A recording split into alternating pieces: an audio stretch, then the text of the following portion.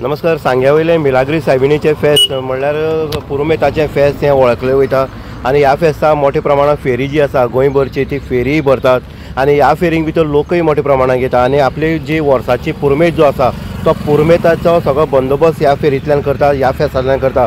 आमी साळजिणी तुडव किंवा नेत्रावळी वाडे विलियन वालशें अशे भाग जर पळयत किंवा रिवण सायड जर पळयत कोळमा सायड जर पळयत तर हे लोक सगळे नुस्तें व्हरपाचें सुकी नुस्तें आसा सुकी खारी आसा हें व्हरपा खातीर मुद्दम येतात. आनीक ह्या पुरुमेताच्या फेस्त हें मोठ्या उत्सवान साजरी केल्लें वयता.